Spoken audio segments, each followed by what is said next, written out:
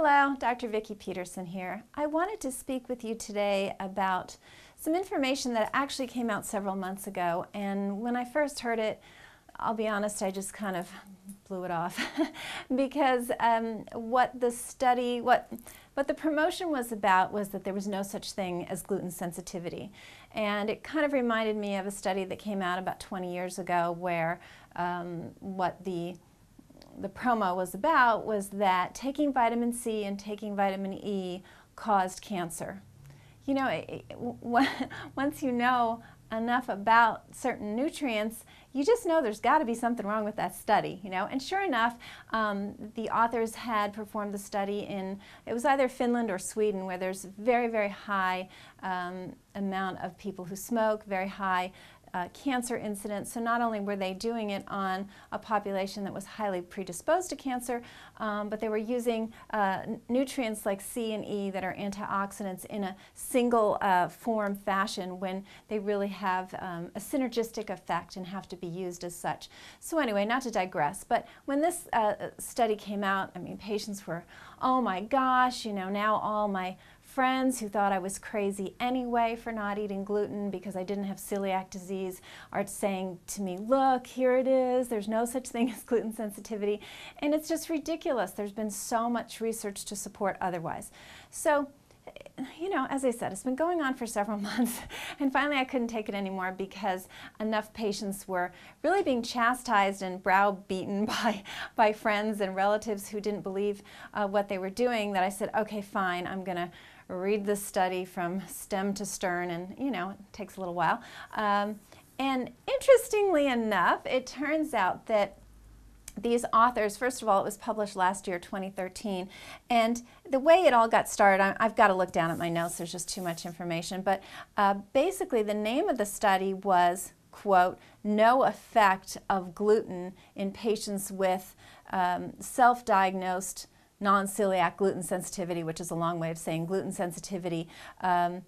So when they self-reported that they had it, in other words, the authors didn't test them, but these were people who said, when I don't eat gluten, I feel better, even though I don't have celiac disease. So once again, the title was No Effect of Gluten, meaning they introduced gluten into their diet and it created no effect when these people who thought they had gluten sensitivity were put on a low FODMAP diet. Now FODMAP is an acronym for, well, it's FODMAP, and it's fermentable, it's called oligosaccharides, disaccharides, monosaccharides, and polyols. And not to make you go unconscious with that list, but basically it's types of carbohydrates which for some people can ferment in the intestine because digestive enzymes don't properly break them down. And a little bit of that is okay. It's kind of food, if you will, for your good organisms in the good probiotics, or acting as a prebiotic, meaning they're acting as food for the probiotics. So that's fine. But in these people that are sensitive to these foods, what's happening is the foods are fermenting to a great degree. They can also be feeding bad bacteria if they're present, and giving them digestive symptoms of gas, bloating, pain, constipation, diarrhea, things like that. So, so this was the study. So of course what happened was a blogger heard about this and just said, oh, see, all that gluten sensitivity stuff is nonsense, and off it went. You know, it just took off in the media. So come to find out that the authors themselves had done an earlier study in 2011, and the name of this study was Gluten Causes GI Symptoms, Gastrointestinal Symptoms, in Subjects Without Celiac Disease. So 2 years prior, they had done a study proving that there was such a thing as gluten sensitivity, and then did this later study. So of course you could say, oh, it's later, so it's more accurate. No, by their own account, in this newer study, 2013, if you read the entire study, at the end in the discussion area, they actually review things that were likely could be wrong with this 2013, the more current study, such that they got these disparate results. So these are some of the things that they said, that they said that the food intake was more carefully controlled. It didn't include people taking their own vitamins and things like that in the earlier study than in the later studies. That was one thing. In this later study, they actually used dairy as part of the placebo group and also as part of the low gluten challenge group. Any of you who've been around for a while know that many people are sensitive to dairy. I think it's pretty much everybody. But people who are gluten sensitive and have compromised leaky gut, etc., are highly sensitive to gluten in many, many cases. So to have dairy as your placebo, you know, is really a bad idea. And the authors themselves state that maybe that wasn't a good idea. They also realized, which was very key, this latter study was specifically looking at people with IBS-like symptoms, so the bloating, the gas, constipation, diarrhea, solely. And they realized that these FODMAPs are foods that can definitely cause digestive-related symptoms, and while gluten can as well, certainly, gluten sensitivity, we know, and yes, there is such a thing as gluten sensitivity, we know can, in addition to digestive problems, even more often create neurological problems like depression, anxiety, etc. And the authors state, we didn't look at that. That was an area that we didn't look at. So when they were looking at how people were reacting, they were only looking at digestive problems and fatigue level, but that was it. So in their summary, they said that these FODMAPs, these carbohydrates that ferment, trigger digestive symptoms, and gluten is a trigger for overall lack of wellness. They are saying this themselves, the authors. So they said that while gluten sensitivity could be confounded by these fermentable carbohydrates that people have trouble digesting, and it's not necessarily solely a trigger. Gluten is not solely the trigger for only functional digestive symptoms. So it's not, it creates a lot more problems, as we well know and have said for a long time. So they felt that for these people who are sensitive, that removing these, you know, fermentable carbohydrates could sort of lessen the digestive effects of people who are gluten sensitive. And that makes sense. I mean, what am I always talking about with, yes, one, you have to eliminate gluten if you've got celiac disease or gluten sensitivity, but I'm always saying that's not enough in most cases. And why is it not enough? Because we have those secondary effects of gluten. Where are those secondary effects? Where do we go? We go and we heal the gut. So that's exactly what this study was really showing, is that these people have an unhealthy gut. They have bad bacteria in the gut. One of the first things we talk about with the secondary effects is find out if you have any hidden infections. That's what these bad bacteria are. You can also have parasites and amoeba, etc., but the bad bacteria would fall well within the confines of that description of finding an infection.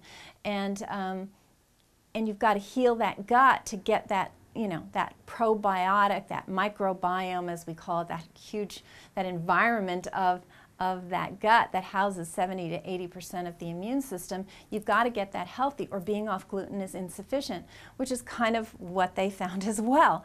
So I just want to tell you, you know, the holidays are coming and families get together, and I can't tell you how many patients are like, oh, they're going to start in on me with there's no such thing as gluten sensitivity, and now they have all this research. They don't have research. They have a blogger who saw the title of a research paper and got all excited, and boy, was it picked up everywhere. But if anybody had cared to read the study, they would have seen that the authors themselves, you know, I'm guilty of this as well. We're all guilty of trying to make a catchy title, you know, and to get attention.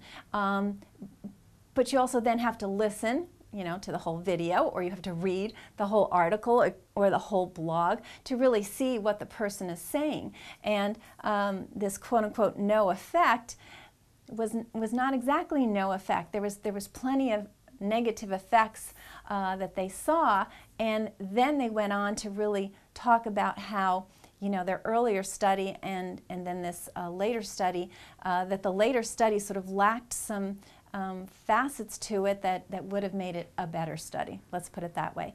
And just to summarize, they said gluten, might not be a specific trigger, meaning that if somebody, in somebody that had these pathogenic disease-causing bacteria, if they got those healthy, that they might see less of a response from gluten.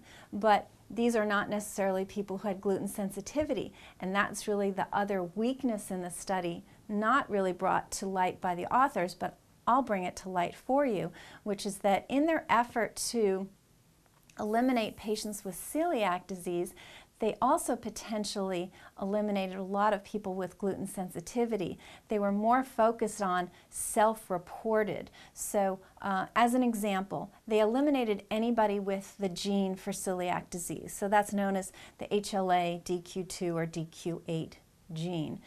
Yet 30 to 40% of people with gluten sensitivity still have that gene. So by eliminating certain groups of people, they really limited and probably eliminated some people with legitimate gluten sensitivity. So these were people that were self-reported, and I think that's very important.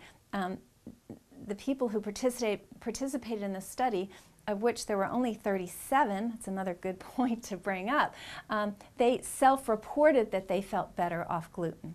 So of course, if they have certain bad bacteria and they have these foods that ferment, sure, actually, what do we know about wheat? Nobody digests wheat properly. No human's able to digest it. So I'm not trying to compound or confuse the matter, but I really want you to understand that this study did really not in any way negate the fact that there was such a thing as gluten sensitivity. In fact, the authors themselves had done a study just 2 years prior that, in their own words, they felt was a better, more comprehensive study that actually proved there was such a thing as gluten sensitivity. So I think that's very important to note. Don't necessarily jump on this FODMAP diet if you hear about it. For people who are sensitive to it, I think if you really get to the underlying root cause of these pathogenic bacteria, that would be the true root cause to get to. In the interim, if you feel better on a diet that's lower in these types of foods, that's absolutely fine. Unfortunately, some really, really good vegetables are part of this category in the FODMAP. Things like asparagus and broccoli and Brussels sprouts and cabbage and cauliflower and garlic and onion. Some very good for us vegetables are in there, so you don't want to necessarily just go, wow, I'm going to go on this diet and just see if you don't need to. Also, what's mentioned is that there's a quantitative effect. So let me let you know about some of the fruits that fall in that category, like grapes and cherries. And maybe you've had the experience where it's cherry season and they're really good, and you eat too many, and then you go, whoa, I'm really bloated and gassy. So there is a quantitative factor that's very different than with gluten, where if you're sensitive or you have celiac, it's zero, tolerance. You can't have any. With these FODMAP foods, it could be a quantitative effect. So having less can really lessen your symptoms. So I hope that helped regarding this issue, and I've certainly heard a lot on my YouTube videos from people who have heard the publicity on this research paper saying, oh, there's no such thing and you should know better. And so now you know better, you know the actual truth, and I'm happy to have been able to share it with you. And until next time, I wish you very good health.